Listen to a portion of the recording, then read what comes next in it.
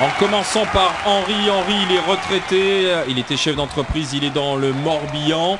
Dans les GG aujourd'hui, Johnny Blanc, Richard Descoings, le directeur de Sciences Po, notre GG d'un jour, et c'est Jacques Maillot qui est là. Mon cher Henri, bonjour. Bonjour. Quelle grande gueule voulez-vous interpeller et à quel propos? Alors allez-y. Écoutez, j'aurais souhaité interpeller M. Maillot, pour lequel j'ai beaucoup de respect, mais ce matin, il a fait une déclaration qui me reste un petit peu au travers de la gorge. Il a dit qu'il était d'accord avec les déclarations de Mme Reding. Alors je rappelle quand même à M. Maillot que cette dame a comparé la France à la France de Vichy, et que la France de Sarkozy, même si je ne l'aime pas plus que vous, il n'en reste pas moins que c'est pas la France de Vichy, c'était plus la France de Mitterrand, M. Maillot. Hein, ça c'est le premier point. Le deuxième point, je trouve absolument scandaleux. Et je suis blessé par les médias qui expriment leur anti-sarkozisme systématique en usant de tous les moyens pour déstabiliser mon pays. Parce que notre pays, c'est la France avant tout. Et vous, les médias, à longueur d'antenne, que ce soit à la télévision ou à la radio, vous faites de l'anti-sarkozisme et vous vous trompez. Vous vous trompez parce que vous attaquez notre pays. Notre pays, c'est la France. Et la France doit être défendue. J'en ai marre d'entendre ça. Voilà. Bon. Voilà ce que je voulais vous dire. Alors, Henri, je suis d'accord sur un point, et je vais être... vous voyez, moi je reconnais toujours, on va être direct. En effet, la France du président de la République, la France du président Sarkozy, c'est pas la France de Vichy. Sur ce point, je suis complètement d'accord. Mais par contre, je souscris aux remarques de la commissaire sur le reste. D'ailleurs, elle n'est pas la seule. Sur quel reste, monsieur? Mais, sur quel reste? Je dirais sur la stigmatisation. Mais attendez, monsieur Maillot, mais vous Henri, pas dire ça. Henri, je vous ai complètement écouté. Sur ce point, nous ne sommes pas d'accord.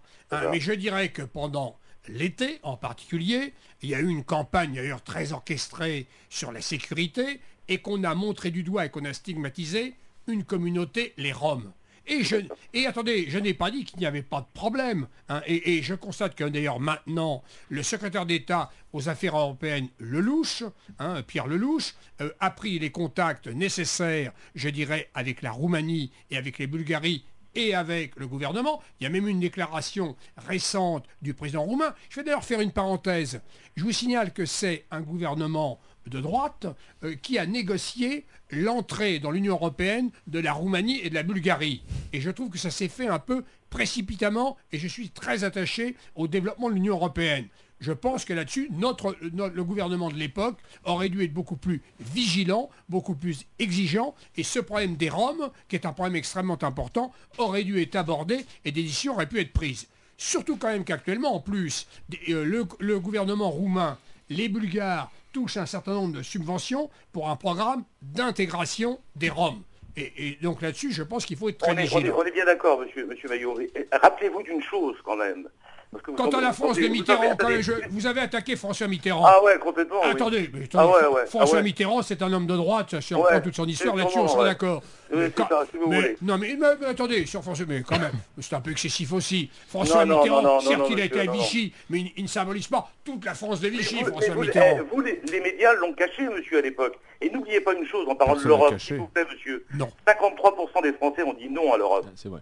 Non, on dit non à une certaine Europe. Non, monsieur, non. Ils ont dit non à l'Europe. Je pense François Mitterrand nous a obligés à accepter le Pas du tout, c'est le peuple français, il y a eu un référendum. Le traité de Maastricht a été adopté par les Français. L'avantage, François Mitterrand était meilleur dans ce domaine, lui il gagnait les campagnes. On peut pas dire, entre la campagne de Mitterrand pour Maastricht et celle de Jacques Chirac, leur reconnaissait qu'il avait du talent, l'artiste François Mitterrand. Et Henri, c'était la réponse de Jacques, il vous a